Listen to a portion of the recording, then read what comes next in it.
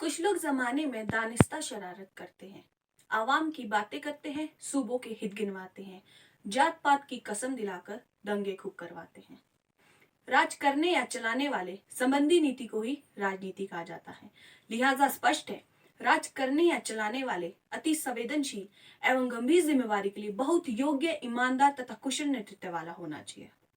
अशोक सम्राट, चंद्रगुप्त, चाणक्य जैसे राजनीति में महान पुरुषों से लेकर महात्मा गांधी, पंडित जवाहरलाल नेहरू, सरदार भाई पटेल जैसे तमाम राजनीतिज्ञों से भरा है, जिससे भारत की जनता के साथ आजादी के बाद से ही देश विकासशील देशों से विकसित देशों के श्रेणी में खड़ा होने की होड़ में है, जिससे हमारे कल के नेताओं का अध्यय योगदान है।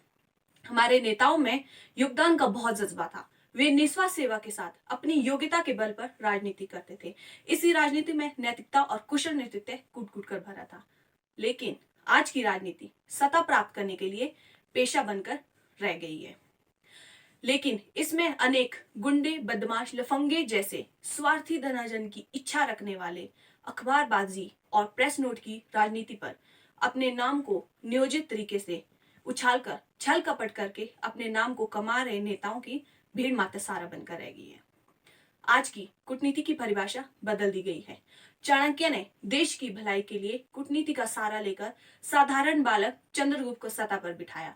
आज उसी चाणक्य नीति का प्रयोग नेता लोग बड़े गर्व से कर रहे हैं, जिससे उन्हें निम्न से निम्न तरीके की राजनीति क्यों ना करनी पड़ी। आज की राजनीति कर्म युद्ध, धर्म युद्ध ना रहकर सत्ता युद्ध बनकर रह गई है। यद यद चरति श्रेष्ठा तद तद इतरो जना, मतलब साफ है, जैसा नेता होगा वैसे ही उसकी जनता होगी। प्रिय जनता, जिस दिन आप जाति, धर्म और व्यक्तिगत लाभ के नाम पर वोट देना बंद करेंगे और देशभक्ति को सर्वोपरि रखते हुए, तभी आप राजनीति समझ और सीख जाएंगे। आज के दौर में जनता सरकार को चुनती है, लेकिन आज तो करोड़ों का खेल है। सरकारें गिरा दी जाती है। लाखों लोगों के चुने प्रतिनिधि भेड़ बकरियों की तरह बिकते हैं। अरे जनाब, भेड़ बकरियां तो एक बार बिकती है, लेकिन ये नेता लोग कुर्सी के लिए बार बार बिकते हैं। नेता शब्द का प्रयोग सबसे पहले सुभाष चंद्र बोस के लिए किया गया था। कहाँ वो देश के लिए सब कुछ बलिदान करने वाले, कहाँ ये आज के नेता लोग कुर्सी के लिए करोड़ों में बिकने वाले।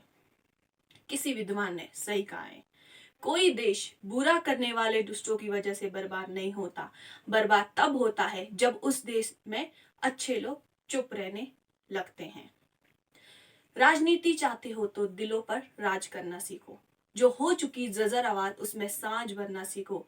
अगर चाहते हो बुलंदियों को छूना तो अपने गुरु और आदर्शों को याद करना सीखो। जय हिंद, जय भारत।